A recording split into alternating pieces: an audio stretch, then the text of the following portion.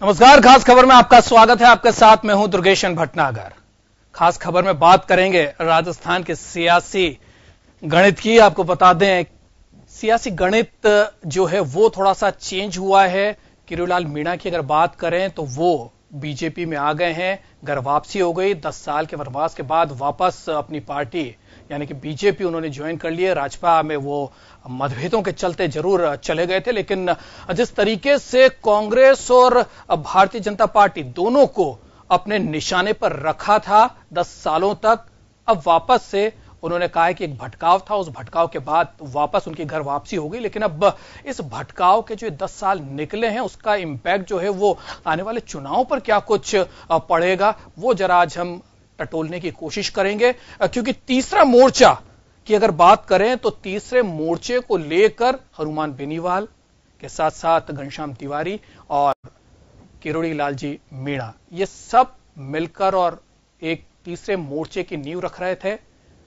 राज्य सरकार को और कांग्रेस को, दोनों को ही घेरते हुए नजर आ रहे थे। किसानों की, बेरोजगारों की, युवाओं की बात करते हुए एक कमान जो है वो थामी थी और लगने लगा था कि राजस्थान में भी दो पार्टियों के अलावा तीसरा मोर्चा भी शायद बन सकता है। लेकिन फिर इस कदम के बाद वो जो बात थी वो धराशायी होती हुई अब नजर आ रही है। लेकिन क्या कुछ सियासी आज इस कदम के बाद बदलेंगे? किरोड़ीलाल मीणा के वापस बीजेपी में आने से बीजेपी के अंदर खाने में क्या कुछ होगा और आने वाले विधानसभा के चुनाव में क्या कुछ राजनीतिक रंग जो है वो देखने को मिलेंगे? जरा उस सियासत को आज हम टटोलने की कोशिश करेंगे, क्योंकि 4 विधायकों वाली राजपा से 3 गीता गोलमा देवी और किरोड़ीलाल मीणा, ये 3 बीजेपी में आ जाते हैं। लेकिन नवीन पिलानिया जो हैं वो विभेद की राजनीति करते नजर आ रहे हैं और उन्होंने ये संकेत जरूर दिए हैं कि वो किसी भी कीमत पर भाजपा में तो नहीं जाएंगे, लेकिन अगर कांग्रेस उनको टिकट देती है तो शायद कांग्रेस का दामन वो थाम सकते हैं। क्या कुछ सियासी गणित जो है वो आने वाले समय में देखने को मिलेगी, आज उसको जरा हम टटोलने की कोशिश करेंगे। तो चलिए सबसे पहले एक मजमून देखते हैं, क्या कुछ सियासत कहती नजर आ रही है।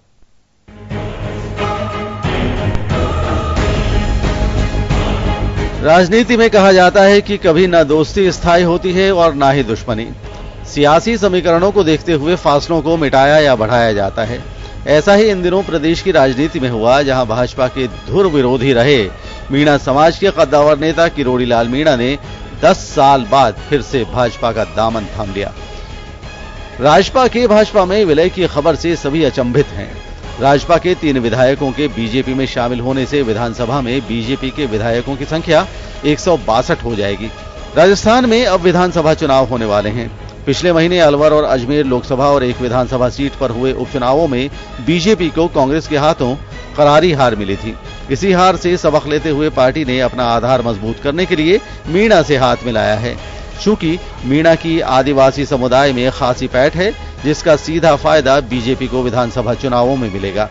पिछले चुनावों में राजस्थान की 45 सीटों पर किरोड़ीलाल मीणा की पार्टी ने बीजेपी को सीधी टक्कर दी थी और कांग्रेस को उनकी वजह से हार का सामना करना पड़ा था।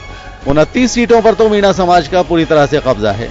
राज्य या दिल्ली मिशन को पूरा करने के लिए जो भी जिम्मेदारी मेरे को देगा, मैं बड़ी परिश्रम से, बड़ी मेहनत से, निष्ठापूर्वक, समर्पण भाव से काम करूंगा और उस मिशन को पूरा करने के लिए मैं पूरी ताकत लगा दूंगा। किरोड़ी की इस घर वापसी से राजनीतिक समीकरण और परिदृश्य भी बदलते नजर आ रहे हैं। दोनों ही पार्टियों में इस बात के कयास लगाए जा रहे हैं कि आने वाले समय में इस निर्णय का कितना सियासी तौर पर फायदा और नुकसान होता है। गुर्जर आंदोलन के समय भी एसटी आरक्षण में संभावित बदलाव को लेकर मीणा ने बीजेपी को अलविदा कह दिया था। अब देखना यह होगा कि इस घर वापसी के परिणाम बीजेपी और किरोड़ी के लिए कितने सुखद रहेंगे। ब्यूरो रिपोर्ट, जन टीवी न्यूज।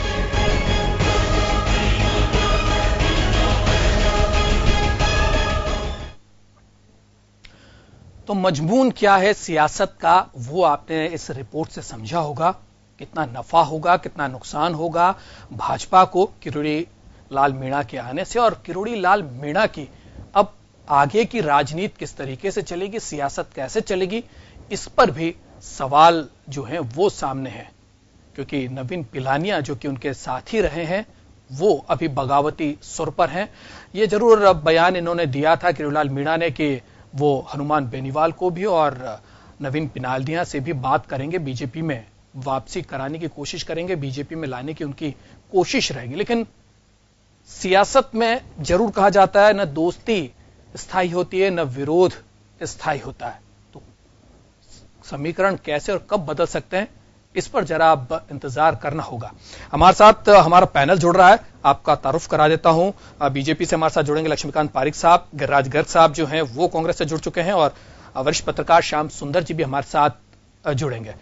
गिरिराज जी, आपकी तरफ आना चाहूंगा, कैसे देखें ये जो एक सियासी एक चेंज जो है वो बीजेपी में नजर आया है। कद्दावर नेता है, करीब 45 से 50 सीटों पर, जो मीणा बाहुल्य क्षेत्र वहां पर और जो आदिवासी क्षेत्र उनके ऊपर डॉक्टर किरोड़ीलाल मीणा का खासा प्रभाव है, और कहीं न कहीं वो जीत के समीकरण जरूर वो बना पाए या न बना पाए, लेकिन जीत न देने की हार तक वो पहुंचा सकते हैं, ये उनकी ताकत है। अच्छे खासे जातिगत की जो सियासत करने वाले नेता वो माने जाते हैं, और खासा उनका प्रभाव इन 45 से 50 सीटों पर उनका रहता है। क्या लगता है बीजेपी को नफा होगा या नुकसान? और उधर अगर बात करें इनके साथ राजपा में रहने वाले नवीन पिलानिया की, उनका बयान है कि कांग्रेस अगर उन्हें टिकट दे तो वो कांग्रेस का दामन थाम सकते हैं।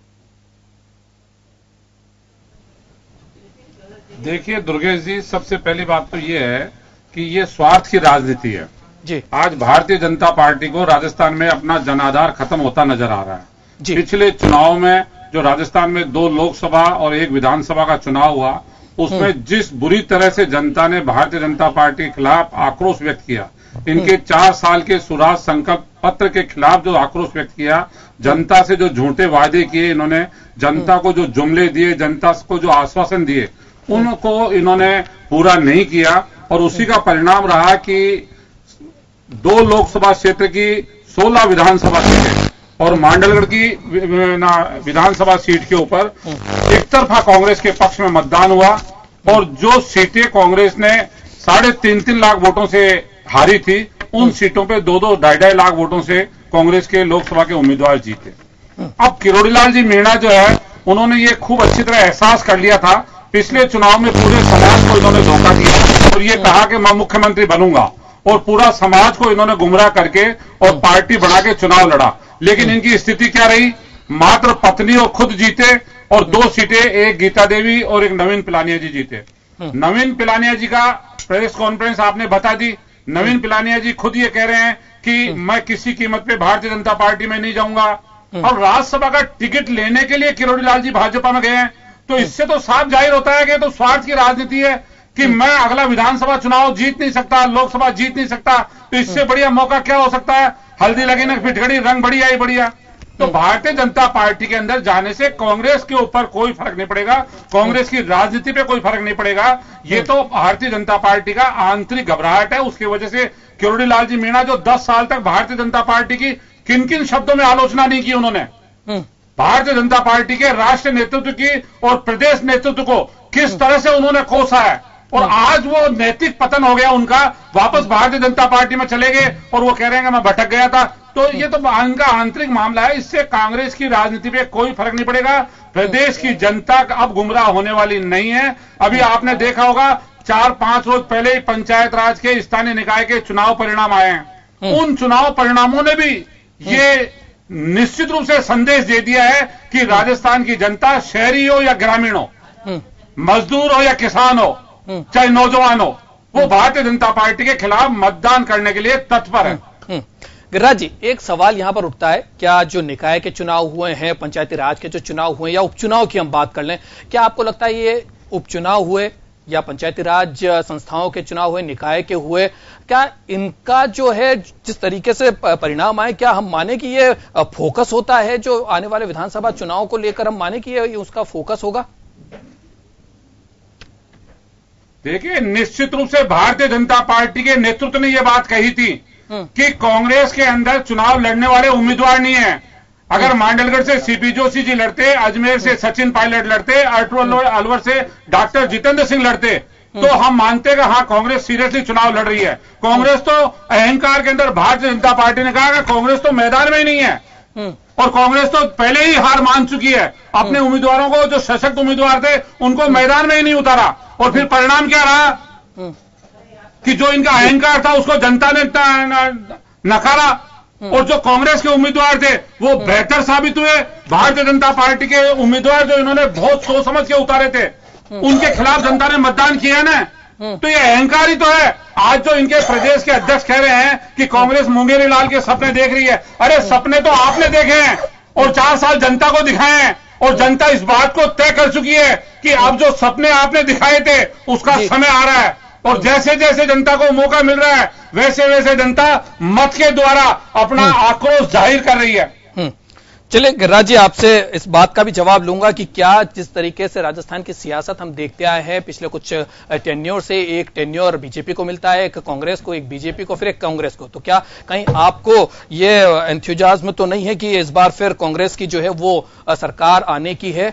इस पर मैं आपसे जवाब लूंगा, लेकिन लक्ष्मीकांत पारिक साहब जो हैं उनके पास एक बार मैं जाना चाहूंगा। पारिक साहब, कैसे देखें किरोड़ी लाल जी का आपकी पार्टी में आना? क्या लगता है उनको अपनी सियासत जो है वो अब, क्योंकि सीएम उम्मीदवार उन्होंने अपने आप को घोषित किया था और बीजेपी को, राज्य सरकार को और उसके साथ साथ कांग्रेस को, गहलोत साहब को, वसुंधरा राजे को, सबको उन्होंने कोसा था।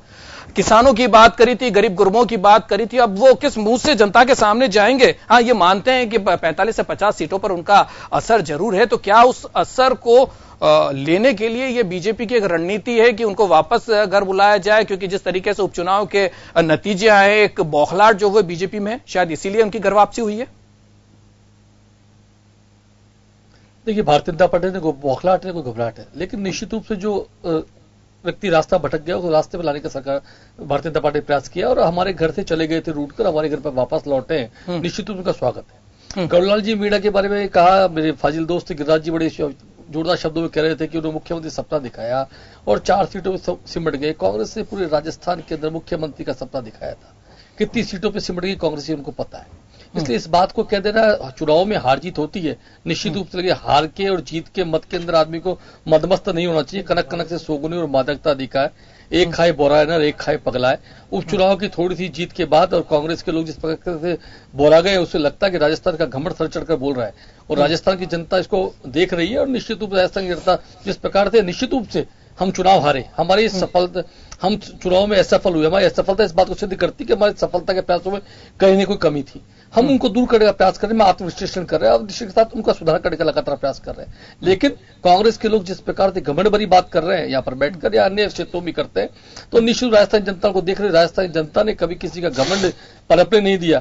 चाहे कोई व्यक्ति रहो, तो निश्चित मान के चले कि इन 3 चुनाव से हमने जरूर सबक सीखा होगा, लेकिन कांग्रेस के अंदर जिस प्रकार का एक माहौल पनप गया है कि हम तो सब कुछ कर सकते हैं, जिस प्रकार घमंड और मदमस्त कांग्रेस हो गई है, उसका परिणाम कांग्रेस भुगतने को तैयार है। और जहां तक करोड़ी लाल जी की बात है, निश्चित भी करोड़ी लाल जी राजस्थान के अंदर मीणा समाज के नहीं, बहुत सारे क्षेत्रों का बहुत सारे व्यक्तियों प्रतिनिधित्व करते हैं। उनकी वापसी से भारतीय जनता पार्टी निश्चित में मजबूत होगी, करोड़ी लाल जी के आने से भारतीय जनता पार्टी मजबूत होगी। और जहां तक सियासत के अंदर हम पर आरोप लगाए नहीं लगाए, इनका कांग्रेस का बड़ा इतिहास रहा है। एनडी तिवारी और यहाँ रमाकांत जी व्यास और श्रीराम जी गोटेवाला और बहुत सारे लोग कांग्रेस छोड़कर चले गए थे, वापस भी आ गए थे और क्या क्या सब लोगों ने मिलकर के क्या क्या कहा और किस किस को क्या क्या कहा, ये सब बातें चलती है और सियासत में होता रहा है। लेकिन जिस प्रकार से उनकी वापसी को कांग्रेस पचा नहीं पा रही, कांग्रेस को लग रहा है कि जिस व्यक्ति के साथ के पिछलग्गू बनकर 4 साल तक चल रहे थे, वे व्यक्ति हमको छोड़कर भारतीय जनता पार्टी वापस शामिल हो गया। अब किसके पिछलग्गू बने, तो पिछलग्गू बनने के लिए कांग्रेस किसी को ढूंढ रही है। अब वो हनुमान बेनीवाल जी पकड़ने का कुसंगत प्रयास करती है, तो कभी नवीन पिलाने के पीछे भी घूमने का प्रयास करती है। तो जिस प्रकार कांग्रेस पिछलग्गू बनने की राजनीति आज करने लगी है, चाहे अखिलेश के साथ यूपी में करने का प्रयास किया, उसके उनके पिछलग्गू बन गए। जी पारिक साहब, आप कह रहे हैं कि किरोड़ी लाल जी जो हैं वो भटक गए थे, उन्होंने भी कहा इस बात को, तो वो वापस उनकी घर वापसी हो गई, अपने घर आ गए हैं, ऐसा उनका भी कहना है और पार्टी का भी ये मानना। क्या आपको लगता है हनुमान बेनीवाल जी को भी जो ये भटकाव हो गया है, क्या वो दूर करके पार्टी में लाया जाएगा? क्या कुछ कवायद चल रही है? देखिए हनुमान बेनीवाल जी का अपना खुद का सोचना है, वे पार्टी में आना चाहेंगे, निश्चित रूप से पधारें, पार्टी को स्वागत है। लेकिन भारतीय जनता पार्टी ने तो करोड़ीलाल जी को करेंगे तो क्या पार्टी पधारे? करोड़ीलाल जी के खुद भी समझ में आए कि भारतीय जनता पार्टी एक राष्ट्रवादी पार्टी, राष्ट्रवादी सोच, राष्ट्रीय समर्थक संघ के बचपन से सदस्य रहे हैं। उनको लगा कि निश्चित रूप से राष्ट्र का मैंने भटकाव कर लिया था, जो मुख्य विचारधारा वापस लौटना चाहिए, राष्ट्रवादी संगठन के साथ वापस लौटना चाहिए। मैं यहाँ पर लौट के उनका स्वागत है। भारतीय जनता पार्टी जो व्यक्ति राष्ट्रवादी है, उन हर व्यक्ति का भारतीय जनता पार्टी स्वागत है, अभिनंदन।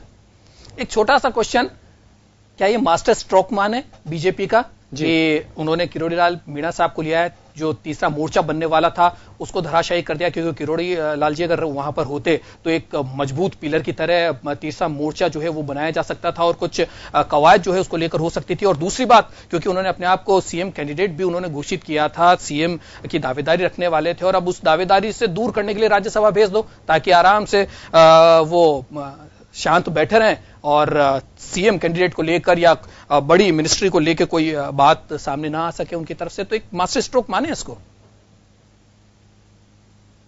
देखिए मास्टर स्ट्रोक नहीं, उनकी घर वापसी है। निश्चित रूप से यदि उनकी घर वापसी तो हमें खुशी है। इसको मास्टर स्ट्रोक की संज्ञा देना शायद उचित नहीं होगा। मास्टर स्ट्रोक तो कहे तो आप लोग कह सकते हैं, मास्टर स्ट्रोक नहीं है, ये भारतीय जनता पार्टी में उनका घर वापसी है, उनका अभिनंदन है, उनका स्वागत है। और जहां तक राज्यसभा की बात है, निश्चित रूप से उनकी बात, उनकी वाणी राजस्थान की जनता की वाणी बनकर राजस्थान गूंजी, इस बात का प्रयास भारतीय जनता पार्टी ने किया है। उनको वहां भेजा है, वे वहां पर जाएं और राजस्थान की जनता की आवाज को वहां पर उठाएं। नहीं तो कोई मुख्यमंत्री पद की दावेदारी की बात जहां तक समझती, भारतीय जनता पार्टी विधायक दल का नेता, विधायक चुने जाने के बाद विधायक दल का नेता तय करता है कि मुख्यमंत्री कौन होगा। इस प्रकार की परिपाटी हमारे यहाँ। लेकिन परनामी साहब का तो बयान आया, उन्होंने तो कह दिया वसुंधरा राजे जी होंगे अगली सीएम और उन्हीं के नेतृत्व में लड़ा जाएगा। ये तो परनामी साहब कह चुके हैं। परनामी जी ने कहा कि वसुंधरा, निश्चित रूप से हम भी कह रहे हैं कि भारतीय जनता पार्टी वसुंधरा नेतृत्व में चुनाव लड़ेगी। नेतृत्व उन्हीं का रहेगा। अशोक जी नाम घोषित किया जाएगा क्या? लक्ष्मीकांत जी, परनामी जी कही है, नेतृत्व उनका रहेगा। देखिए निश्चित रूप से मुख्यमंत्री पद पर आज माननीय मुख्यमंत्री जी वसुंधरा जी हैं, तो निश्चित मान के चलिए हम उन्हीं के नेतृत्व में चुनाव लड़ने वाले हैं। चलिए क्या कुछ रहेगा समय को देखेंगे। हमारे साथ श्याम जी भी जुड़ गए हैं। श्याम जी, कैसे देखें जो घर वापसी हुई है किरोड़ीलाल मीणा साहब की? बीजेपी को तो कहीं न कहीं जिस तरीके से उपचुनाव के परिणाम आए, एक जो मंथन का दौर चला, उसके बाद इन सारी चीजों को देखा होगा और नेतृत्व जो है दिल्ली का नेतृत्व वो भी लगातार इन सारी चीजों के ऊपर फोकस था और कहां कमी है और किन जगहों पर किस तरीके से जीत की गणित बिठाई जा सकती है, उसके ऊपर कवायद दिल्ली दरबार में भी चल रही थी। और शायद उसी का ये इंपैक्ट है, क्योंकि मेघालय की हम बात करें तो पटकथा वहां से लिखना शुरू हो गई, क्योंकि एनपीपी और बीजेपी का वहां गठबंधन है। 2 सीट लाने के बावजूद सरकार बनाती है, तो कहीं न कहीं पीए संगमा की जो पार्टी है वो उसका एकीकरण जो है वो संभवतः लग ही रहा था और वो हो भी गया है।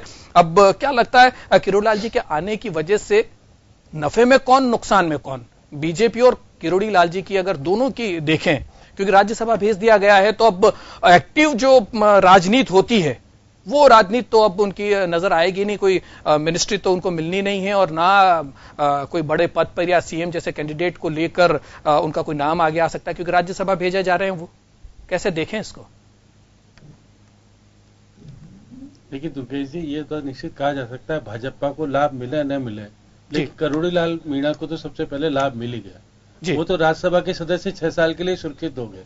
बिल्कुल। अब राज्यसभा में जाने के बाद उनको केंद्रीय मंत्रिमंडल में शामिल किया जा सकता है, ये भी संभावना है बनती है। ये नहीं कि उनको केंद्रीय मंत्रिमंडल में शामिल नहीं किया जाएगा। अब क्योंकि वो राज्यसभा के सदस्य होंगे, उनके पास कामकाज ज्यादा नहीं होगा पब्लिकली, क्योंकि किसी उनके लोकसभा क्षेत्र है नहीं, विधानसभा क्षेत्र है नहीं, तो उनको पार्टी निश्चित रूप से पार्टी अपने प्रचार प्रसार में काम में लेगी। उनको बताएगी कि आप हमारे बाहुल मीणा क्षेत्र में जाइए और पार्टी को मजबूत कीजिएगा। ये तो निश्चित रूप से करेगी, इसलिए पार्टी ने यही सोच के लिया है, क्योंकि केंद्रीय नेतृत्व के माध्यम से ही किरोड़ीलाल मीणा पार्टी में आए। वो तो चाहते थे कि मैं अपने भाई को दिल्ली भेजूं।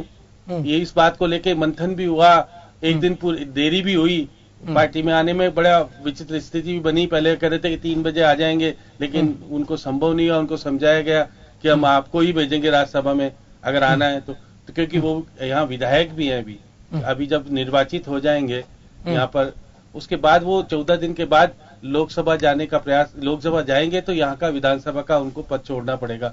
ये भी दोनों चीजें, उनकी पत्नी भी है, ये 2 उनके साथ 3 विधायक थे। आज उनका विधिवत रूप से विलय हो भी गया है बीजेपी में।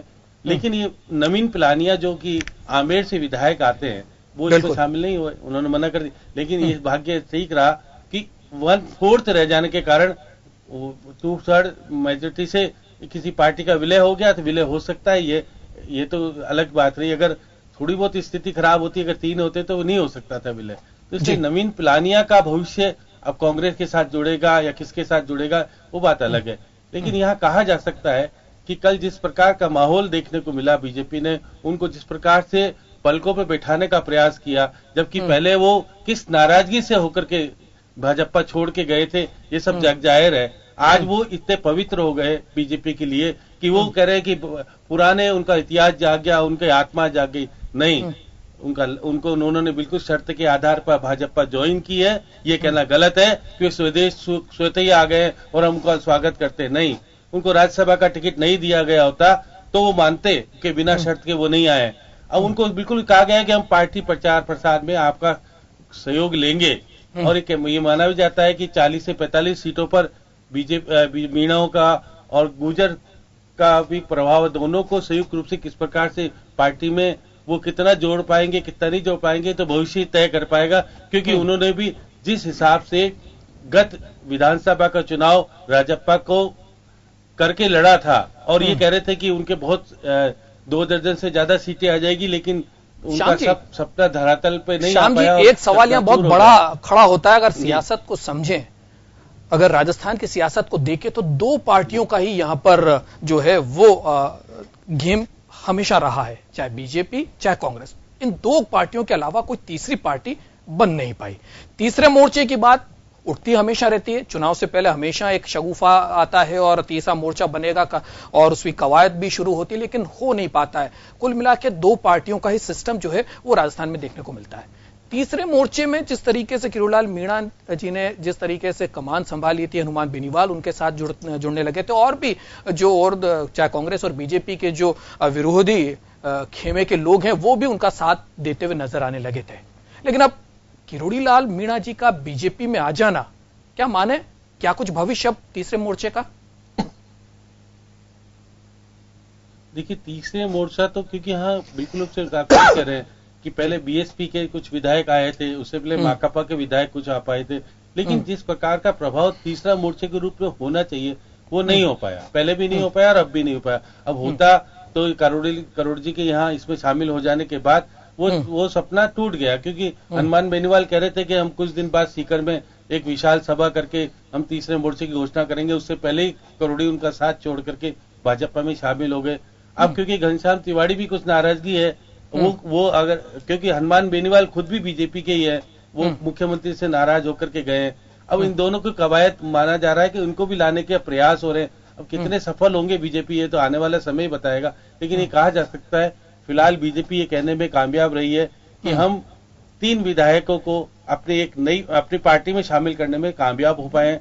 अब क्योंकि विधायक 2 ही रह गए, क्योंकि तीसरे विधायक तो खुद मीणा खुद थे, डॉक्टर करोड़ी मीणा थे, जो कि उनकी विधानसभा का तो 14 दिन के बाद अस्तित्व समाप्त जीतने के बाद 14 दिन तक वो या तो विधायक रहे या राज्यसभा के सदस्य रहे। तो राज्यसभा के सदस्य की जैसे ही शपथ लेंगे वो पहले विधानसभा का इस्तीफा देना पड़ेगा उनको। तो ये सारी बातें कि 2 विधायक इनको मिले, 3 विधायक अभी तो है इनके, बाकी 2 विधायक इनको मिले। खैर अब नंबर गेम की अगर बात करें तो कुछ ज्यादा कुछ रहा नहीं है, क्योंकि अब कुछ ही महीने रह गए हैं और काउंटडाउन तो शुरू हो चुका है, और अब तो स्थिति इस बात की कि कौन जिताऊ कैंडिडेट हो सकता है ये बड़ा इंपॉर्टेंट है, क्योंकि अब विधानसभा चुनाव की जो है वो बिसात बिछने लगी है। क्या कुछ इंपैक्ट रहने वाला है इसको हम जरा डिस्कस करेंगे, लेकिन फिलहाल एक छोटे से ब्रेक के लिए रुक रहे हैं और ब्रेक से लौटेंगे तो इसी को समझने की कोशिश करेंगे कि ये जो बदलाव है सियासत के, जो ये बदलाव देखने को मिल रहे हैं, ये सीधे तौर पर विधानसभा चुनाव से जोड़कर हम देख रहे हैं। इसको लेकर अब क्या कुछ और आने वाले टाइम में सियासत रुख बदलती नजर आएगी, इसको जरा आज हम खंगालने की कोशिश कर रहे हैं। ब्रेक से लौटेंगे तो इसके ऊपर चर्चा को आगे बढ़ाएंगे। फिलहाल एक छोटे से ब्रेक के लिए रुक रहे हैं।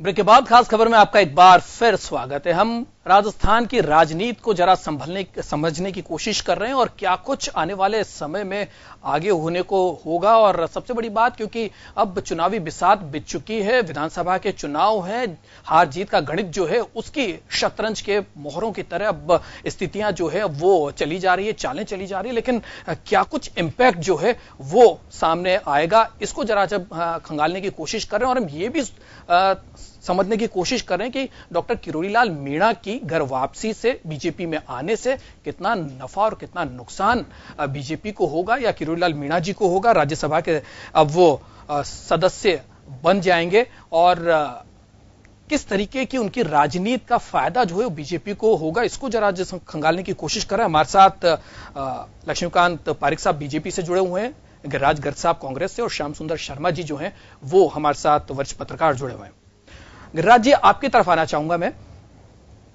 विधानसभा के चुनाव है, काउंटडाउन शुरू हो चुका है, घड़ी आपके वहां पर भी लग चुकी है, मुख्यालय पर भी, और माना जा रहा है कि एक टेन्योर पहले बीजेपी का होता है, फिर कांग्रेस का आ जाता है, फिर वापस बीजेपी का आ जाता है, फिर कांग्रेस का आ जाता है। तो अगर उस टेन्योर और उस परंपरा की बात करें तो अब जो है वो कांग्रेस के खाते में जाती नजर आ रही है सत्ता। तो क्या इस तरीके का जो एक माहौल बना हुआ है, एक मान्यता जो लोगों में बनी हुई है, क्या उसका अति उत्साह तो नहीं है कांग्रेस को?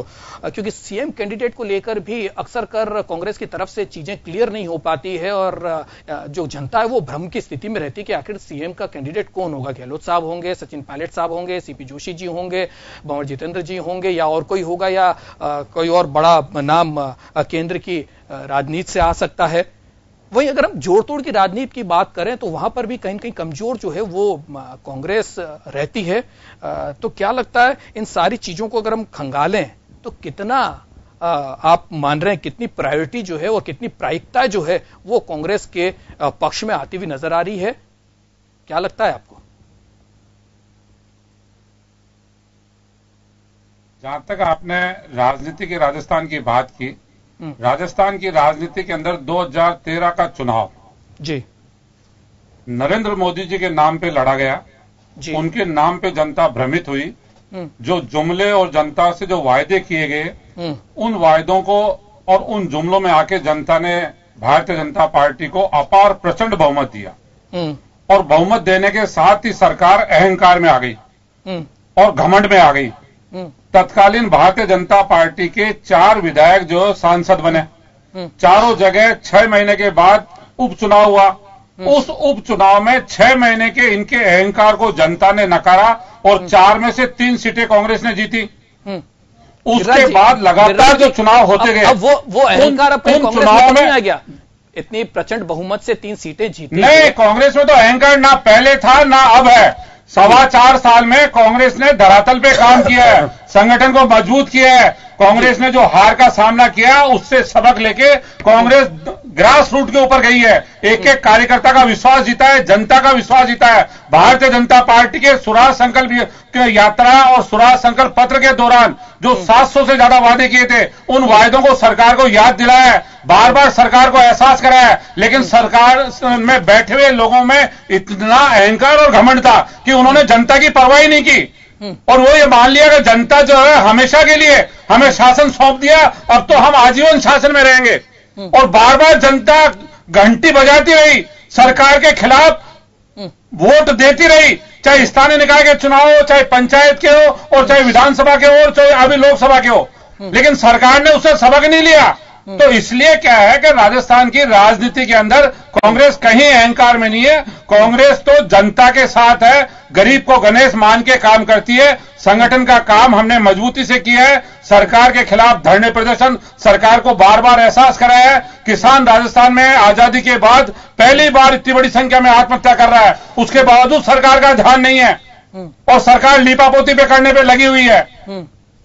और जहां तक आपने नेतृत्व की बात कही, दुर्गेश जी, राजस्थान का नहीं इतिहास रहा है कि कांग्रेस का नेतृत्व जो है, प्रदेश कांग्रेस कमेटी का अध्यक्ष और विधानसभा में नेता प्रतिपक्ष जो होता है, उनके नेतृत्व में चुनाव लड़ा जाता है। और जब विधानसभा में बहुमत जब आ जाता है, संसदीय दल की जब बैठक होती है, वो तय करती है कि मुख्यमंत्री कौन होगा। ये परंपरा कांग्रेस में पिछले 50 साल से चली आई है। इसलिए आप जो कह रहे हैं सीपी जोशी, सचिन पायलट, अशोक गहलोत, और जितेंद्र सिंह, ऐसा कुछ नहीं है। सामूहिक रूप से मिलके अभी जो तत्कालीन चुनाव हुए थे, उन चुनावों में आपने देखा होगा पूरा नेतृत्व एकजुटता के साथ नहीं, मैं तो दिल्ली चुनाव में उतरा था, और उसी का परिणाम रहा कि भारतीय जनता पार्टी के गिरिराज जी दिल्ली और पंजाब की बात कर रहा था, वहां पर कैंडिडेट घोषित कर दिए, 50 साल की परंपरा छूट गई वहां पर, तो मैंने कहा कहीं शायद राजस्थान की भी छूट जाए। वो राजस्थान की पर मैं राजस्थान की बात कर रहा हूं, राजस्थान के संदर्भ में आप चर्चा कर रहे हैं, दिल्ली और पंजाब के संदर्भ में चर्चा नहीं कर रहे हैं हम। अच्छा, दोनों जगह अलग अलग आइडियोलॉजी, दूसरी पार्टियों का भी है ना, दोनों जगह अलग अलग आइडियोलॉजी। राजस्थान की जो बात है, राजस्थान का जो रहा है कल्चर, वो राजस्थान की बात कर रहा हूं, राजस्थान के बारे में आप टॉपिक में चर्चा कर रहे हैं, तो इसलिए क्या है जी एक चीज और, आपने कहा कि नरेंद्र मोदी के नेतृत्व में चुनाव लड़े, जुमले की राजनीति उन्होंने करी और उसका एक प्रचंड बहुमत जो है वो राजस्थान में देखने को मिला 2013 के अंदर। अगर बात अभी के चुनाव की करें, जब से लोकसभा के चुनाव में प्रचार की कमान नरेंद्र मोदी साहब ने संभाली, उसके बाद से अब तक का अगर देखें तो सारे चुनाव जितने भी हुए उसमें चेहरा नरेंद्र मोदी साहब ही रहे हैं। हर चुनाव का, चाहे विधानसभा के चुनाव हो और चाहे लोकसभा का चुनाव हो, चेहरा तो अब भी वही रहने वाला है। जी हाँ, तो उससे राजस्थान में कोई फर्क नहीं पड़ेगा ना। राजस्थान की जनता ने भुगत लिया है ना, राजस्थान की जनता ने 25 के 25 सांसद जिता के देख लिया, 163 विधायक जिता के देख लिया ना। 4.25 साल के अंदर राजस्थान की जो दुर्गति हुई है, जिस तरह से महिलाओं पर अत्याचार हुआ है, बालिकाओं से दुराचार हुआ है, किसान आत्महत्या कर रहा है, नौजवान अपनी डिग्रियां लेके सड़क के ऊपर घूम रहा है, ये सब महंगाई दिन पे दिन बढ़ती जा रही है। भ्रष्टाचार की बात कर रहे थे, भ्रष्टाचार आकंठ सरकार डूबी हुई है। यही किरोड़ीलाल जी मीणा जो सरकार पे 10 साल से भ्रष्टाचार का आरोप लगा रहे थे, भारतीय जनता पार्टी को कटघरे में खड़ा कर रहे थे, आज वो पाक साफ होके भारतीय जनता पार्टी के दामन में बैठ गए और भारतीय जनता पार्टी ने उनको बिल्कुल निर्दोष साबित कर दिया और राज्यसभा का टिकट और दे दिया कि आइए आप तो राज्यसभा लीजिए, हमारे सिरमौर है। प्रतिक्रिया ले लेते हैं लक्ष्मीकांत जी, क्या कहेंगे जिस तरीके से गिरिराज गर्ग साहब कह रहे हैं कि किसान परेशान, बेरोजगार लोग जो हैं वो परेशान, नौकरियों के लिए लंबी लंबी लाइनों के लिए लगे हुए नजर आ रहे हैं, युवा परेशान हैं, जीएसटी और नोटबंदी के बाद से व्यापारी परेशान, इस तरीके की स्थितियां हैं। ये सारी स्थितियां आपको नजर नहीं आ रही है क्या? आपकी सरकार को नजर नहीं आ रही है क्या? देखिए, पहली बात तो मैं कर दूं, कांग्रेस के जिससे गिरिराज जी बोल रहे हैं, निश्चित रूप से दम भरी बात लगातार बोलने का प्रयास कर रहे हैं, जिसमें दम भी कांग्रेस के लोगों में, नेताओं में चैनल में बैठकर वो आपसी बातचीत में दिखता है। निश्चित रूप जनता उसको समझ रही है। गिरिराज जी बड़ी से कहा कि हम 3 चुनाव जीत गए, उसके बाद में आप पंचायत और नगर पालिका और नगर परिषद के चुनाव बुरी तरह हारे, धौलपुर के चुनाव में आप हारे। निश्चित रूप से हम हारे अभी के चुनाव, लेकिन हमें दम्भ नहीं है, हम विनम्रता से इसको स्वीकार करते हैं कि हम चुनाव हार गए, अपनी गलतियों ठीक करने का प्रयास कर रहे हैं। जिस प्रकार की बात कांग्रेस के लोग लगातार कर रहे हैं, किसानों की आत्महत्या, दम्भ की बात आई है, तो क्या लगता है ये जो 3 उपचुनाव हुए थे उससे पहले क्या वाकई दम्भ आ गया था क्या बीजेपी के अंदर? क्या शायद उस वजह से ये सारी चीजें, इस वजह से भारतीय जनता पार्टी ने बड़ी विनम्रता से नहीं, देखिए गिरिराज जी का भी कहना है कि दम्भ में है सरकार, असफलता के, देखिए एक मिनट एक मिनट बता दूं आपको, असफलता इस बात को सिद्ध करती कि हमारे प्रयासों में कहीं कमी थी। निश्चित रूप से प्रयासों में कमी रही होगी, हम योजनाओं को वहां तक नहीं, आम आदमी तक नहीं पहुंच पाई, योजना अच्छी योजना होने के बाद भी आम जनता तक जहन में नहीं उतर पाई। निश्चित रूप से करके हमारी कमजोरी रही, उसको ठीक करने का हमारा प्रयास कर रहे हैं, चाहे जल संबल हमारी योजना हो, भामाशाह योजना हो, न्याय आपके द्वार हो, ग्रामीण गौरव पथ हो, अन्य योजनाएं राजस्थान सरकार ने बनाई, चाहे वो चाहे राष्ट्रीय योजना हो, चाहे आस्था कार्ड की योजना हो, सब योजनाएं धरातल पर लाने का काम हमने किया और लगातार हमारी सरकार लगातार गरीब को गणेश मानकर इस बात का लगातार प्रयास करेगी जनता के आम की सेवा कर सके, गांव के अंतिम छोर में व्यक्ति तक भी हम सेवा कर सके, हमारा संकल्प और इसके लिए हम कटिबद्ध है। निश्चित रूप से हमारी योजनाओं का असली जामा जिन लोगों को पैतरा था वे लोग शायद इसको धरातल पर नहीं लबाए, इसलिए हमने उपचुनाव में 3 उपचुनाव में हार हुई, उसको विनम्रता में स्वीकार किया। लेकिन कांग्रेस के लोग जिस प्रकार का दम वर्तमान में बढ़ रहे हैं, इस बात को इस बात से जाहिर होता है कि कांग्रेस कहीं न कहीं मद में है। अब कांग्रेस कहती है कि राजस्थान में मुख्यमंत्री कौन होगा, ये बात कांग्रेस तय करेगी। कांग्रेस के अंदर खंड खंड विभक्त कांग्रेस है, कहीं न कहीं जब मैं कहता हूं, अभी गिरिराज जी कहते हैं हमारे मुख्यमंत्री बदले, आपने लगातार सुखाड़ी जो मुख्यमंत्री प्रोजेक्ट किया कि नहीं किया, जोशी जो मुख्यमंत्री प्रोजेक्ट किया कि नहीं किया, शिवचरण जी को मुख्यमंत्री प्रोजेक्ट किया कि नहीं किया। अब ऐसी कौन सी स्थिति आ गई आज आप मुख्यमंत्री प्रोजेक्ट नहीं कर पा रहे हैं? लेकिन हाँ, ये बात इस बात को इंगित करती है कांग्रेस खंड खंड विभक्त है।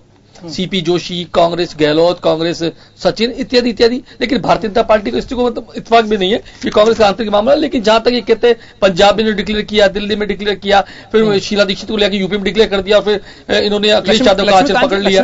तो जिस प्रकार की राजनीति कांग्रेस करती है, मैं जरा थोड़ा सा उस और भी थोड़ा सा जानना चाहूंगा। घनश्याम जी जिस तरीके से लगातार विरोध की बात करते आ रहे हैं, अगर भवानी सिंह राजावत की बात करें तो वो हैं, ऐसे कई नाम हैं हम जिसे गिना सकते हैं। आहूजा जी का नाम गिना सकते हैं, वो बड़े वो उन लोगों, ज्ञानदेव आहूजा जी, ये तीन नाम तो सामने हैं। लेकिन निश्चित रूप से घनश्याम तिवारी, एक मिनट, बिल्कुल निश्चित रूप से घनश्याम तिवारी का विषय केंद्र ने उन पर एक्शन लिया और उसको सस्पेंडेड वर्तमान से पार्टी में चल रहे हैं, उन पर कार्रवाई चल रही है, अनुशासन समिति काम कर रही है। सस्पेंड हो गए? कब हो गए? एक मिनट, नोटिस सस्पेंडेशन नहीं, सॉरी, नोटिस उनको जारी किया हुआ है अनुशासन समिति, केंद्र ने नहीं दिया, राजस्थान नहीं, केंद्र को पत्र लिखा था, उन्होंने केंद्र को पत्र लिखा, उसके बाद में राजस्थान भारतीय जनता पार्टी राजस्थान प्रदेश अध्यक्ष जी ने उन्हें नोटिस जारी किया और नोटिस का उनको जवाब उनको देना है। इसी प्रकार का नोटिस हमने ज्ञानदेव जी आहूजा को भी अनुशासन समिति ने दिया है, उनका उनको जवाब देना है। अनुशासन समिति अपना काम कर रही है, चाहे वो घनश्याम जी का विषय हो चाहे ज्ञानदेव जी का विषय हो, पार्टी में अपना काम चल रहा है, अनुशासन समिति अपना काम देख रही है। निश्चित में सस्पेंडेशन की बात में मुझे गलत सब जब निकल गया, सस्पेंड हमने नोटिस उनको जारी किया हुआ है और नोटिस का जवाब दिया। भारतीय जनता पार्टी के सदस्य हैं, हम उन्हें बैठ के बातचीत कर रहे हैं, जिन पर उन्होंने गलती की है या भारतीय जनता पार्टी को उन्होंने किन किन शब्दों में कुछ कहा है, उन सबको लेकर भारतीय जनता पार्टी निश्चित चिंतित है और अपना काम भारतीय जनता पार्टी समिति कर रही है, पहली बात। लेकिन कांग्रेस ने बड़ी तेजी से भ्रष्टाचार की बात की। जिन लोग खुद के दामन भ्रष्टाचार में अकांड डूबे हुए हों, वे लोग हम प्रश्न खड़ा कर रहे हैं। इनके मुख्यमंत्री 108 पूर्व मुख्यमंत्री 108 एम्बुलेंस घोटाले के अंदर जांच के दायरे के अंदर है। जिया जी का जमीन घोटाला चल ही रहा है, जोधपुर के अंदर माइंस घोटाला लगातार चल रहा है। ऐसे बहुत सारे फहरिस्त लंबी है। यदि घोटाले बात करूं तो 2G स्कैम घोटाला, कोल घोटाला, कोयला घोटाला, अन्य घोटालों की कांग्रेस की देन है। तो भ्रष्टाचार किसके दामन पर है, किसके दामन भ्रष्टाचार के आरोपों से जुड़ा पड़ा, जनता बेवकूफ जानती है। और नरेंद्र मोदी जी 2013 से इन्हीं मुद्दों को लेकर, इन्हीं घोटालों को लेकर चुनाव में आप जाते रहे। क्या इस बार भी वही जाएंगे या वाकई आपका विकास का मॉडल भी है, उस विकास के मॉडल के साथ चुनाव लड़ेंगे? और रही बात दूसरा एक बड़ा इंपॉर्टेंट क्वेश्चन है, क्योंकि कैंडिडेट की आपने बात करी, क्या इस बार भी वसुंधरा जी के नेतृत्व में ये चुनाव लड़ा जाएगा? क्योंकि पिछली बार भी उन्होंने स्वराज संकल्प यात्रा निकाली थी, तो अब उनको टाइम भी देना चाहिए कि स्वराज संकल्प यात्रा जैसी कुछ वो करें। तो वो सीएम कैंडिडेट के तौर पर घोषित क्यों नहीं किया जा रहा? क्यों इंतजार है कि अभी तक कोई चीजें साफ नहीं हुई, या नरेंद्र मोदी साहब ही वापस से चेहरा रहने वाले? देखिए, नरेंद्र मोदी स्वाभाविक रूप से भारतीय जनता पार्टी देता है, माननीय अमित शाह जी स्वाभाविक रूप से भारतीय जनता पार्टी केंद्र देता है, और माननीय वसुंधरा जी राजस्थान में, अशोक जी पर राजस्थान के नेता है। वर्तमान में भारतीय जनता पार्टी उनके नेतृत्व में चुनाव लड़ने जा रही है और निश्चित रूप से नरेंद्र जी मोदी एक बड़ा चेहरा, राजस्थान के भारतीय जनता पार्टी सबसे बड़ा चेहरा है, तो निश्चित रूप से उनका चेहरा ही मान लीजिए भारतीय जनता पार्टी के चुनाव मैदान में उतरेंगे। और राजस्थान में वसुंधरा जी मुख्यमंत्री है, पिछली बार स्वराज संकल्प यात्रा निकाली तो हम विपक्ष की नेता के नाते निकाली, और विपक्ष ने वर्तमान में भारतीय जनता पार्टी की सरकार गांव गांव ढाणी जा रही है। चाहे जोधपुर संभाग की बात करूं तो मुख्यमंत्री वहां पर जा रही है, बीकानेर संभाग हो तो मुख्यमंत्री वहां जा रही है, उदयपुर संभाग हो तो मुख्यमंत्री वहां जा रही है। लगातार मुख्यमंत्री गांव गांव ढाणी पहुंचने का प्रयास लगातार कर रही है। और जिस प्रकार से राजस्थान के मुख्यमंत्री ने हर जिले के अंदर हर गांव में जाने का लगातार प्रयास किया है, इतना साधुवाद राजस्थानी मुख्यमंत्री को है कि लगातार जनता से जुड़ी रहने का काम राजस्थान मुख्यमंत्री कर रही है। चुनाव आने दीजिए, चुनाव के समय भारतीय जनता पार्टी इसके अनुसार माननीय मुख्यमंत्री तय करेगी कि उन्हें किस यात्रा पर जाना है, किस क्षेत्र का दौरा करना है, ये सब विषय चुनाव के समय तय हो जाएंगे। चलिए, बिल्कुल मुख्यमंत्री, बिल्कुल इसमें कहीं कोई दौरा नहीं है, और उनसे जो है वो सुझाव भी लिए जा रहे हैं, जनता से उनकी समस्याएं भी ली जा रही है, लेकिन उनका क्या कुछ हो रहा है वो अभी तक सामने नहीं आया है। जी दुर्गेश, निश्चित रूप से आपने हमसे एक प्रश्न किया, क्या आप इन घोटालों के आधार पर चुनाव लड़ेंगे या अपने विकास के आधार पर? निश्चित रूप से भारतीय जनता पार्टी विकास के आधार पर चुनाव लड़ेगी। भारतीय जनता पार्टी देश हित में काम करती, चुनाव को हित को देखकर काम नहीं करती। ये चीज चुनाव के हित को देखकर काम कर रही होती, भारतीय जनता पार्टी यूपी के ठीक चुनाव से पहले नोटबंदी काम नहीं करती।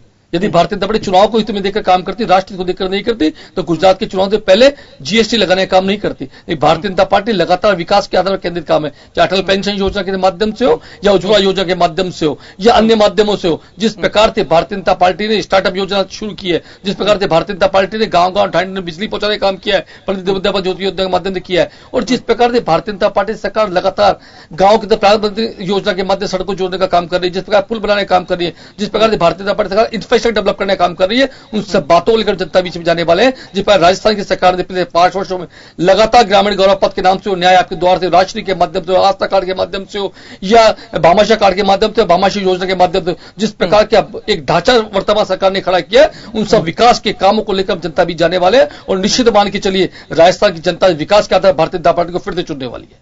चलिए, तो विकास का ही एजेंडा होगा और पुरानी बातें आप शायद तो भारतीय जनता पार्टी ने जी गिरिराज जी, मैं ये कह रहा हूं कि इन्होंने कहा कि मुख्यमंत्री जी गांव-गांव ढाणी ढाणी जा रही है। इन 3 चुनावों के अंदर मुख्यमंत्री जी हर विधानसभा क्षेत्र में 3-3 रोज रही और जनता से जो वायदे किए, जनता को जो लुभावने जो योजनाएं दी, जिस तरह की उन्होंने घोषणाएं की, जनता ने उनको कितना बढ़िया तरीके से स्वीकार किया। मुख्यमंत्री जी गई थी, अजमेर की हर विधानसभा क्षेत्र में गई थी, अलवर भी गई थी, मांडलगढ़ भी गई थी और वहां जनता से जो वायदे किए, चुनाव को देख के 4 साल याद नहीं आई, लेकिन जैसे ही चुनाव की घोषणा हुई वैसे ही मुख्यमंत्री जी वहां पहुंच गई, जनता ने उनका स्वागत किया, आओ पधारो हमारे यहाँ, और फिर उसके बाद परिणाम कह दिया जनता ने। यही तो भ्रष्टाचार में डूब चुकी है भारतीय जनता पार्टी, सरकार पैरोल गई, भारतीय जनता पार्टी बाहर भेज रही है, ललित मोदी को बाहर भेज लोगों ने 45 करोड़ घोटाला करती है, नैतिकता रखो इन्होंने, भ्रष्टाचार की बात कर रही है, देश को साढ़े 11,000 करोड़ गरीबों के बैंकों में रुकिए आपके सारे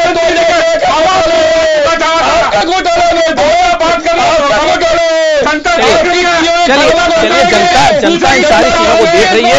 जनता पर हम ये छोड़ेंगे वो किस तरीके से सोचती है, किस तरीके से इन सारी चीजों को वो ऑब्जर्व कर रही है और किस तरीके से फिर इसका जो है उसको लेकर अपना मानस बनाएगी, ये हम थोड़ा जनता के ऊपर छोड़े। लेकिन गिरिराज जी, एक सवाल यहां जरूर उठता है, आप बिल्कुल कह रहे हैं कि सरकार ने काफी कुछ किया और मुख्यमंत्री ने 3 जगहों पर खूब दौरे किए और उसका इंपैक्ट जो है वो कुछ अलग ही आया और उनको हार का सामना करना पड़ा है। लेकिन अगर बात गहलोत साहब की करें तो गहलोत साहब भी लगातार विधानसभा से गायब हैं और जनहित के मुद्दे उन्हें वहां पर भी उठाने चाहिए और कमान जो है वो उन्हें वो भी संभालनी चाहिए। राजस्थान के गांव ढाणी में पूरा एक मजबूत विपक्ष के साथ खड़े होते हुए और साथ देते हुए नजर आने चाहिए थे, लेकिन अब चुनाव आने लगे हैं तो फिर अब वापस से उनका जो जनता के प्रति प्रेम जो है वो नजर आने लगा है।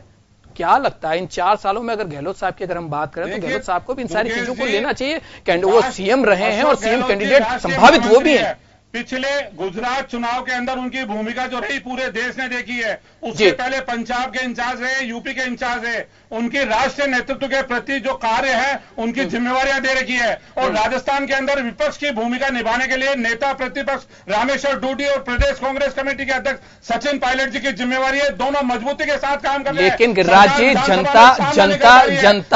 जनता को बहुत कम समझ होती है। जनता जो है वो उनको देखती है जो मास लीडर होते हैं। गहलोत साहब मास लीडर हैं। अभी आपके जो सचिन पायलट साहब अभी शुरुआत कर रहे हैं और अभी उनकी ये शुरुआत है अगर नेतृत्व की बात करें तो, और अगर रामेश्वर डूडी साहब की बात करें तो अभी उनके नाम पर जनता जो है वो इतनी ज्यादा आशान्वित नहीं है। गहलोत साहब एक बड़ा चेहरा है और गहलोत साहब की टेन्योर 2 देख चुकी है जनता, तो जनता को उम्मीद जो है गहलोत साहब से ज्यादा है। 4 साल के अंदर जी राजस्थान के जब चुनाव हुए हैं, उपचुनाव हुए हैं, उपचुनाव में गहलोत साहब की भूमिका मजबूती के साथ सामने आई है। सामूहिक रूप से अभी के चुनाव हो या पहले के चुनाव हो, हर चुनाव के अंदर गहलोत साहब ने कांग्रेस के प्रदेश नेतृत्व के साथ मिलकर काम किया है और उसी का परिणाम है कि कांग्रेस के पक्ष में रिजल्ट आए हैं।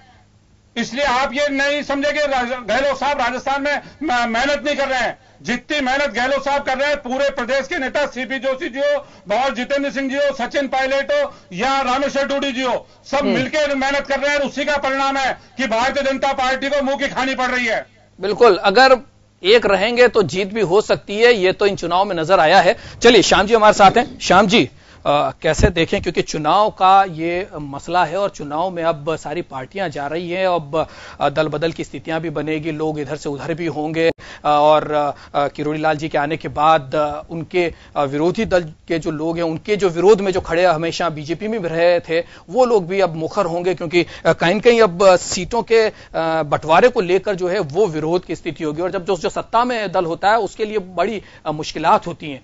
कैंडिडेट की बात करें तो अभी कैंडिडेट पूरी तरीके से बीजेपी बीजेपी में भी क्लियर नहीं है किसके नाम पर चुनाव लड़ा जाएगा या प्रधानमंत्री का ही चेहरा सामने होगा, तो बड़ी चीज है। और उधर अगर हम कांग्रेस की बात करें तो कांग्रेस में भी ये सारी चीजें तय नहीं है। जनता आखिर विश्वास किधर करे, कैसे करे, कहां करे? क्योंकि केवल केंद्र सरकार को देख के तो वोट नहीं किया जा सकता। हमारे पानी, बिजली और सड़क के मुद्दे, स्वास्थ्य के मुद्दे, पढ़ाई के मुद्दे, 2-4 दिन जिस तरीके के 2-4 होने पड़ते हैं लोगों को, उनके मुद्दे, हमारे किसानों की जिस तरीके की स्थितियां हैं, उसके साथ साथ रोजगार का जिस तरीके का बड़ा मुद्दा है, उस तरफ कोई कुछ नहीं। हम उन घोटालों को लेकर बैठ जाते हैं, हम उन करप्शंस को लेकर बैठ जाते हैं, लेकिन इन सारे मुद्दों से जनता का फायदा तो होता नहीं है। देखिए दुर्गेश जी, राजस्थान की स्थिति बड़ी विचित्र है जी। करीब 1 महीने विधानसभा चली और विधानसभा में जिस प्रकार का माहौल देखने को हमको मिला, मुझे लगा कि शासन का अधिकार जिस प्रकार से होना चाहिए, आपके 72 प्रतिवेदन समय पर नहीं प्रस्तुत हुए विधानसभा में, अधिकारियों के ऊपर पूरी लगाम सरकार की नहीं रही। उसका परिणाम रहा कि विधानसभा उपाध्यक्ष को आज सबको समय याचना के साथ लिखित में बुलाना पड़ा। और देखिए उधर कांग्रेस की स्थिति भी अच्छी नहीं रही, वो 24 है, अब आते कितने हैं? 12 से 16, ये इतने रहते हैं। प्रतिपक्ष के उपनेता आते ही नहीं है, उनके आपसी तालमेल में की कमी मैंने को देखने को मिली। धरने पे बैठे नेता बजट सेशन में एक बार बोल पाए और उसके बाद उन्होंने देखिए उसके बाद दूसरी बार तैयारी नहीं थी, नहीं बोल पाए और प्रद्युम्न सिंह जी ने वित्तीय उस पर भाषण पर जवाब दिया।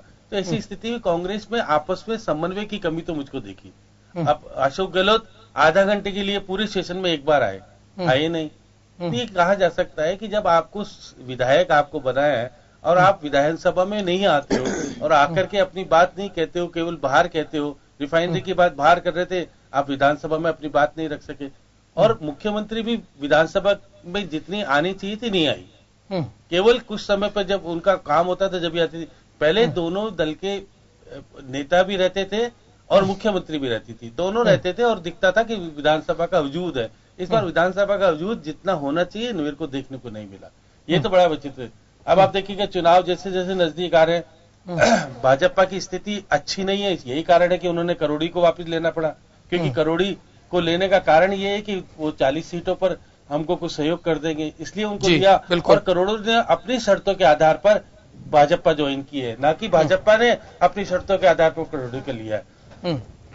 तो ऐसी स्थिति में ये कहा जाना कि भाजपा की स्थिति मजबूत हो गई है, ये तो आने वाला समय बताएगा। ये बात सही है कि मीणा के अंदर कुछ प्रभाव पड़ेगा इसका, और वो कितना प्रभाव पड़ेगा वो आगे समझ में आएगा। तो ऐसी स्थिति में कहना कि भविष्य किस प्रकार का है, राजनीतिक परीक्षण किधर जाएगा, ये सारी बातें अलग सामने आएगी। तो हम कह सकते हैं कि आने वाला राजनीतिक भविष्य दोनों पार्टियों के लिए बड़ा विचित्र है कि दोनों पार्टियों ने अपने नेता को डिक्लेयर नहीं किया। दोनों ही कह रहे हैं कि हम केंद्रीय नेतृत्व में चुनाव लड़ेंगे, ये पहली बार हो रहा है। अब देखिए क्या क्या मध्य प्रदेश में कांग्रेस ज्योतिराव सिंधिया को करती है कि वो उसके नेतृत्व में चुनाव लड़ेंगे, हिमाचल में करती है अपना नेतृत्व किसके चुनाव, भाजपा भी नेतृत्व में चुनाव लड़ने की हिमाचल में बात करती है लेकिन हार जाती है। तो बड़ी अलग अलग चीज है। गुजरात में जो मुख्यमंत्री होने के बाद भी उनको नेतृत्व नहीं दिया गया, कांग्रेस अपना नेतृत्व तय नहीं कर पाई, इसका कारण 99 के चक्कर में फंस गई। तो राजस्थान का बड़ा सवाल यह खड़ा होता है अपने आप में, श्याम जी, बड़ा सवाल खड़ा होता है, क्या नेतृत्व सामने होता है तो क्या उसका कुछ इंपैक्ट होता है? क्या जनता क्या उसको भी अपने वोट कास्ट करने के दौरान एक तस्वीर जो है उसमें रखती है क्या? बिल्कुल एक्टिव। आप देखिएगा कि निश्चित रूप से कहा जा सकता है कि राजस्थान का मुख्यमंत्री कौन बनेगा यदि तय हो जाता है तो उसका प्रभाव तो पड़ता है। ये कहना कि नहीं पड़ता है तो ये तो देखने को मिला कि अशोक गहलोत ने जिस प्रकार से काम किए और शासन देने का प्रयास किया तो उसका प्रभाव पड़ा। तो ये नहीं करना चाहिए कि नहीं पड़ता, प्रभाव पड़ता है सीधे तौर। चलिए हमारे साथ लक्ष्मीकांत जी भी हैं और गिरिराज जी भी, उनसे भी जरा जान ले कि उनकी पार्टियां क्या कुछ सोचती है। लक्ष्मीकांत जी, क्या सीएम कैंडिडेट अगर घोषित करके चुनाव में अगर आप जाते हैं तो क्या उसका कुछ इंपैक्ट पड़ेगा, या वो ही एक जिस तरीके की हर राजनीतिक पार्टी कहती है कि पहले चुनाव होंगे, उसमें जीतेंगे, कैंडिडेट मिलके जो है वो अपना नेता चुनेंगे और उससे सीएम बनाया जाएगा, क्या इसी आइडियोलॉजी पे, या वाकई अगर नेतृत्व के साथ अगर चुनाव में जाते हैं तो उससे उसका इंपैक्ट होता है? निश्चित रूप से विधायक दल को अधिकार होता है कि अपना नेता चुने, लेकिन परंपरा अनुसार सब हर पार्टी का एक एजेंडा होता है और अपना मुख्यमंत्री के नाते चुनते हैं। राजस्थान में भारतीय जनता पार्टी जब भी चुनाव लड़ा, माननीय भैरव सिंह जी हमारे प्रमुख चेहरे रहे, उनके नेतृत्व में चुनाव लड़ा, माननीय वसुंधरा नेतृत्व में चुनाव लड़ा, हम दोनों बार सफल रहे। और जिस प्रकार से निश्चित रूप से चेहरे का फर्क होता है और चेहरा निश्चित रूप से मुख्यमंत्री पद का दावेदारी की बात दो लोगों के सामने दिखता है कि कांग्रेस का चेहरा कौन सा होगा, भाजपा का चेहरा कौन सा होगा, तो निश्चित जनता को चुनाव करने का मौका मिलता है। और जहां तक विधानसभा के अंदर कांग्रेस और भारतीय जनता पार्टी बातचीत चल रही थी, मैं शाम जी बड़े गौर से सुन रहा था। राजस्थान के इतिहास में पहली बार ऐसा हुआ कि नेता प्रतिपक्ष राज्यपाल के भाषण के साथ मौजूद नहीं रहे। ये राजस्थान के इतिहास में ऐतिहासिक घटना है। कितने गंभीर नेता प्रतिपक्ष रामनारायण रूडी विधानसभा को लेकर इस बात को इंगित करता है। आज तक के राजस्थान के इतिहास में कभी ऐसा नहीं हो कि नेता प्रतिपक्ष राज्यपाल विषण समय बैठे हुए नहीं रहे। तो इस बात को गहलोत जी आधे घंटे आते चले जाते हैं। तो राजस्थान की गिरिराज ने कहा कि वो पंजाब चले गए, यूपी चले गए, यहाँ चले गए, निश्चित रूप से वे घूमे, वे बड़े नेता हैं। राजस्थान नहीं तो भारत संभालने की उनकी क्षमता है, उनकी क्षमता से मैं प्रश्न नहीं करता, लेकिन राजस्थान की जनता और जहाँ की जनता के वो जीत कर आए, उस जनता के प्रति भी उनको जवाबदेही है। और जिस व्यक्ति जवाबदेही जनता की राजस्थान की जनता के प्रति यदि नहीं है तो राजस्थान की राजनीति में नहीं, माफ करना, राजस्थान राजनीति में उनको रहने का अधिकार भी नहीं है। तो मैं राजस्थान की राजनीति की बात करते हैं, राष्ट्रीय राजनीति की शिखर बनना चाहते हैं तो उसी पर बात करें, लेकिन राजस्थान की जनता प्रति जवाबदेही बनती है, जवाबदेही नहीं करती, राजस्थान की राजनीति में नहीं करनी। वसुंधरा जी नेता प्रतिपक्ष होते हुए भी लंदन में बैठी हुई थी, उन बातों को भी जनता जो है अभी भूली नहीं है। गिरिराज जी 3.5 साल बैठे रही, वो नहीं दिखेगा। हमारे गिरिराज लगाना बहुत राजस्थान की मुख्यमंत्री लगातार विधानसभा में उस समय आती रही, अपने समय पर आती रही। निश्चित रूप से उनकी संख्या, उनकी अटेंडेंस कम हो सकती है, लेकिन आप गहलोत जी की अटेंडेंस ही नहीं है पूरी विधानसभा की।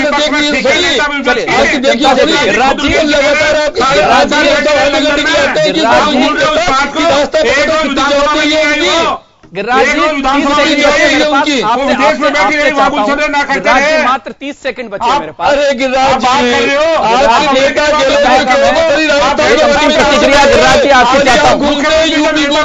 कहीं भी घूमते रहे, राजस्थान जनता में जवाब मांगती है, जवाब मांगती है, जोधपुर जनता जवाब मांगती है उनसे।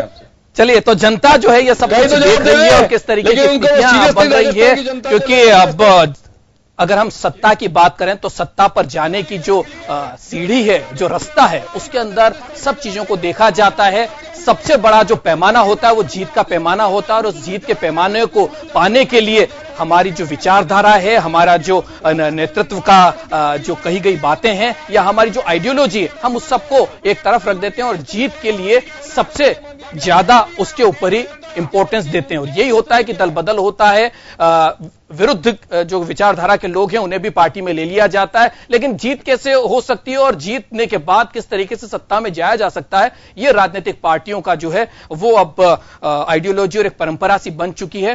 तो अब जनता के हाथ में हम ये छोड़ देते हैं कि जनता इन सारी चीजों को कैसे देखती है, किस तरीके से लोगों का अब व्यवहार रहता है, और राजनीति की जो उठापटक है उसके बाद वो क्या कुछ मानस बनाती है, ये तो विधानसभा में होने वाले चुनाव के बाद जब वो मतदान करने जाएगी, उन मतदान से पता चलेगा, जो परिणाम आएंगे उससे पता चलेगा कि जनता ने इन सारी चीजों को किस तरीके से तोला है।